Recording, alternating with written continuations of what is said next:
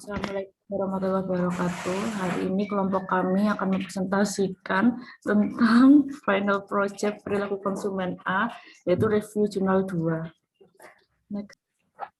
Berikut merupakan anggota kelompok kami, yaitu Cindy Adinda NRP 04, Dandi NRP 08, Cahya NRP 011, Aini NRP 014, Salsabila NRP 027, Andika NRP 029, Anindya Gita NRP 089, Dia Safira NRP 093, dan Nadine Amira NRP 115. Next. Berikut merupakan deskripsi jurnal kami yang berjudul The Effect of Cafe Atmosphere on Purchase Decision dengan objek penelitiannya yaitu generasi Z di Indonesia, dan jurnalnya diambil dari Journal of Asian Finance, Economics and Business volume 8 nomor 4 Maret 2021, dan ISN-nya terdiri dari versi cetak dan versi elektronik dengan nama peneliti Santi Budiman dan Radian Dananjoyo pada tahun 2021. Next.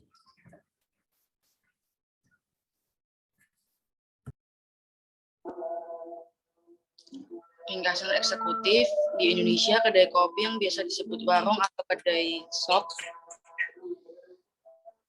mulai bermunculan di tengah masyarakat, mulai dari pelosok desa hingga ke pusat kota. Tujuan dari penelitian ini adalah untuk menguji pengaruh suasana kafe, yaitu eksterior, interior, tampilan titik pembelian, dan tata letak toko terhadap keputusan pembelian generasi Z. Model penelitian ini terdiri dari 5 variabel, yaitu eksterior, interior, display point of purchase, interior, tata letak toko, dan keputusan pembelian. Pengambilan sampel dalam penelitian ini menggunakan non-probability dengan teknik purposive sampling, teknik pengumpulan data menggunakan kuesioner yang disebarkan secara online kepada konsumen yang pernah berkunjung ke warnet minimal 1 kali dalam 3 bulan terakhir. Sampai penelitian ini adalah 137 pengunjung kafe di Yogyakarta yang merupakan salah satu kota besar di Indonesia. Hasil penelitian menunjukkan bahwa eksterior dan interior berubah positif dan signifikan terhadap keputusan pembelian. Demikian juga tampilan titik pembelian interior dan tata letak toko secara positif dan signifikan mempengaruhi keputusan pembelian. Selain itu, temuan penelitian ini secara umum menyimpulkan bahwa suasana kafe berpengaruh positif dan signifikan terhadap keputusan pembelian. Next. Bab 1 pendahuluan terdiri dari latar belakang, rumusan masalah, dan tujuan penelitian. Next. Latar belakang. Di Indonesia, kedai kopi bisa disebut warung atau kedai shop. Kedai kopi mulai bermunculan di tengah-tengah kita, mulai dari desa terpencil hingga pusat kota. Pelaku bisnis harus menyiapkan strategi untuk menyenangkan konsumen dan membangun antusiasme konsumen menjadi pengalaman dalam mengonsumsi produk dan jasa untuk membuat mereka terkesan. Perbedaan itu perlu karena pasti akan menentukan produk sejenis dengan harga yang sedikit berbeda dan bahkan sama di setiap bisnis. Dalam minat beli konsumen, ia tidak hanya menanggapi barang dan jasa yang ditawarkan, tetapi juga lingkungan pembelian yang menyenangkan bagi konsumen. Suasana kafe dapat menarik konsumen untuk berkunjung ke kafe hanya untuk mengambil foto produk atau konsep kafe yang unik dan mengunggahnya di akun media sosial seperti Instagram, Facebook, atau TikTok. Dengan cara ini, masyarakat juga secara tidak langsung memperkenalkan keberadaan kafe. Tingginya kebutuhan sosialisasi di kalangan konsumen generasi Z menjadi pendorong bagi konsumen tersebut untuk menjadi konsumtif. Ketika produk terbaru ditemukan dalam suatu kelompok, maka akan mempengaruhi anggota generasi Z lainnya untuk membeli produk. Next.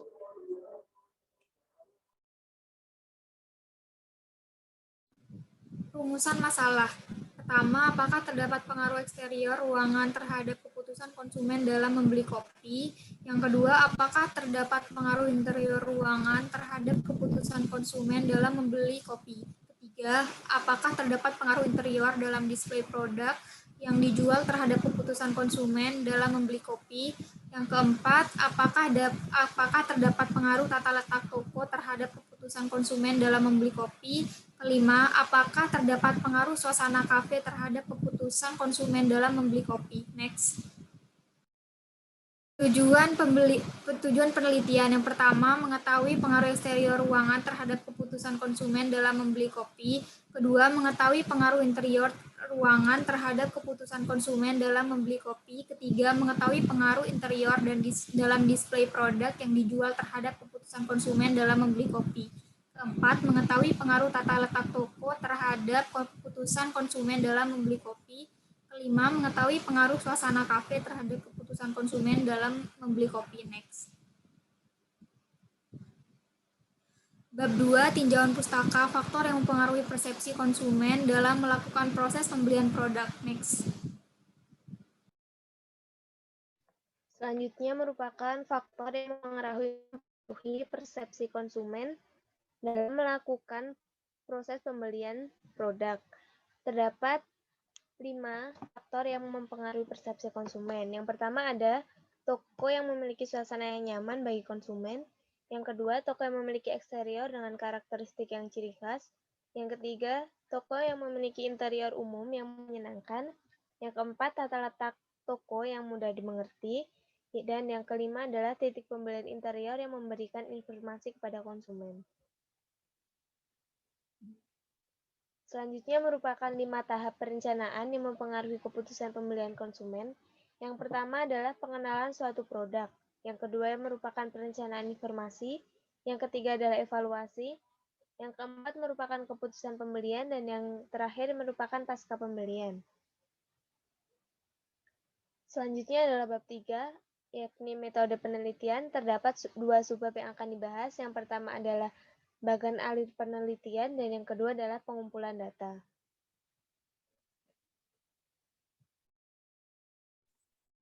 Berikutnya di sini adalah bagian alur penelitian yang dimulai dari proses pengumpulan data, lalu melakukan riset menggunakan CFA, yang nantinya akan mendapatkan data primer, yaitu melakukan dengan survei kuesioner, lalu dengan non-probability sampling, juga purposive sampling, lalu berdasarkan data sekunder dengan hasil studi terdahulu.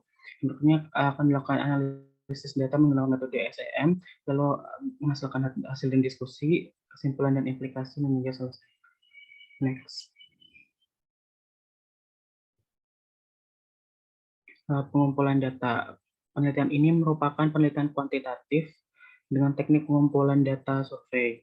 Pengambilan sampel dilakukan dengan non-probability sampling, artinya peneliti tidak secara acak memilih sampel dalam penelitian ini. Peneliti menggunakan teknik purposive sampling untuk mengambil sampel penelitian, di mana sampel diambil menurut kriteria tertentu untuk mendapatkan sampel yang memiliki karakteristik yang diinginkan. Dalam penelitian terdapat 137 responden dengan kriteria responden adalah perempuan dan laki-laki yang berusia 15-26 tahun, berdomisili di Yogyakarta, dan pernah mengunjungi minimal 1 kali dalam 3 bulan terakhir. Batas waktu penelitian dilakukan selama 3 bulan.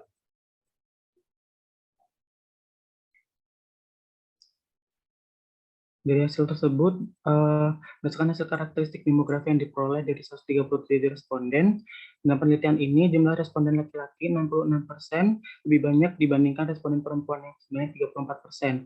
Sebagian besar responden adalah berusia 20-25 tahun, 70%, dan 15-20 tahun, sama 18%. Responden dalam 3 bulan mengunjungi kafe lebih dari 5 kali, tepat 65%, 3-4 kali 28%, dan 1-2 kali kunjungan 7%. Responden memiliki coffee room ruang kopi 38%, space coffee roastery 26%, dan kebun dalam coffee roastery 15%. Selanjutnya di sini ada bab 4 atau pembahasan outline-nya ada deskripsi statistik, uji validitas, reliability test, dan uji hipotesis. Next. Deskriptif statistik dari tabel tersebut dapat diketahui bahwa semua variabel dalam penelitian ini memiliki standar deviasi mendekati atau di atas 0,5, sehingga dapat disimpulkan bahwa data yang diperoleh dari responden memiliki data yang bervariasi. Hal ini menunjukkan bahwa jawaban responden bervariasi dalam kategori sesuai atau kurang dari nilai rata-rata. Next. Selanjutnya ada validity test. Penelitian ini menggunakan 137 responden dengan nilai DF sama dengan 135 dan tingkat signifikansi uji dua arah sebesar 0,05, maka nilai R-table sebesar 0,1666. Pernyataan dikatakan valid jika nilai R min-count lebih besar dari R-table. Berdasarkan hasil perhitungan uji variabel pada tabel 3, diketahui bahwa semua item pernyataan dalam angket terkait eksterior, interior, display point of purchase, store layout, dan keputusan pembelian adalah valid. Dengan demikian dapat disimpulkan bahwa kuesioner penelitian ini valid dan dapat digunakan sebagai instrumen penelitian. Next. Selanjutnya ada reliability test, di mana dalam suatu kuesioner dikatakan reliable jika memberikan nilai ground bands alpha lebih dari 0,60. Berdasarkan data pada tabel di atas, diketahui bahwa hasil uji reliabilitas pada variabel eksterior sebesar 0,801, variabel interior sebesar 0,758, variabel tampilan point of purchase interior sebesar 0,859, variabel tata letak toko sebesar 0,833, dan keputusan pembelian variabel adalah 0,880. Dengan demikian, kuesioner yang digunakan dalam penelitian ini dapat dikatakan reliable dan layak digunakan sebagai instrumen penelitian. Next. Berikut merupakan tabel dari uji hipotesis. Next. Berdasarkan tabel sebelumnya dapat disimpulkan jika hipotesis 1 didukung oleh signifikansi 0,008 dan berarti kurang dari 0,05. Hipotesis 2 didukung dengan nilai signifikansi 0,000 kurang dari 0,05. Hipotesis 3 didukung dengan nilai signifikansi 0,000 kurang dari 0,05. Hipotesis 4 didukung dengan nilai signifikasi 0,00 kurang dari 0,05. Kemudian hipotesis 5 didukung dengan nilai dari F-count lebih dari F-table dan nilai signifikansi 0,000. Dapat disimpulkan suasana kafe seperti eksterior, interior point of purchase, dan store layout berpengaruh positif signifikansi terhadap keputusan pembelian karena suasana kafe yang tepat akan menciptakan kesan yang menarik dan membantu meningkatkan citra toko dalam persepsi pelanggan yang tentunya akan mendorong keputusan pembelian. Next.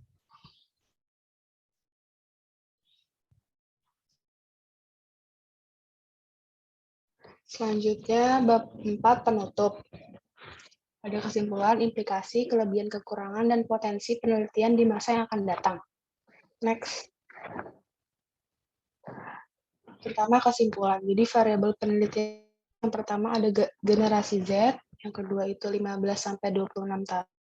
Selanjutnya, yang ketiga itu domisili di Yogyakarta dan memiliki pengalaman mengunjungi kafe minimal 1 kali dalam 3 bulan terakhir atau dalam waktu pengamatan.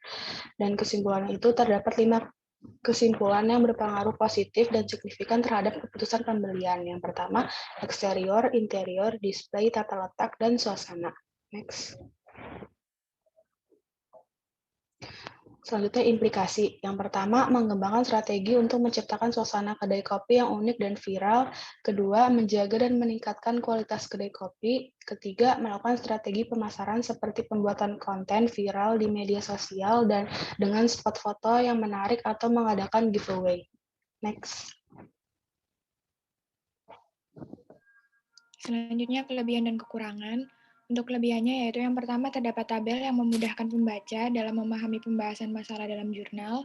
Yang kedua, pembahasan mengenai teori jelas dengan menggunakan bahasa yang sederhana sehingga mudah untuk dipahami oleh pembaca. Yang ketiga, penelitian memberikan hasil yang positif. Dan yang terakhir, penelitian menggunakan objek yang relevan terjadi pada saat ini. Untuk kekurangannya yaitu penelitian terbatas hanya di daerah Yogyakarta yang memungkinkan jika hasil di daerah lain mungkin akan berbeda. Next.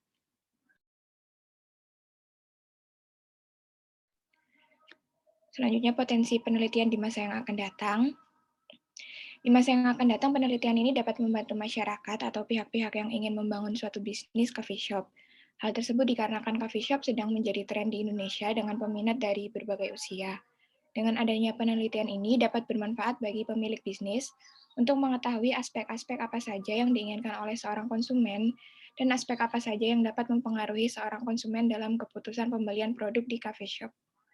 Penelitian ini dapat dijadikan referensi atau acuan dalam menilai perilaku konsumen dan membuat strategi marketing untuk bisnisnya. Namun perlu sedikit perbaikan untuk memperluas aspek bahasan dan tidak hanya berfokus pada satu industri dan satu subindustri saja, misal hanya coffee shop saja. Tetapi dapat diperluas mungkin dengan industri kecantikan atau kosmetik dan subindustri skincare atau perawatan tubuh yang lainnya. Next.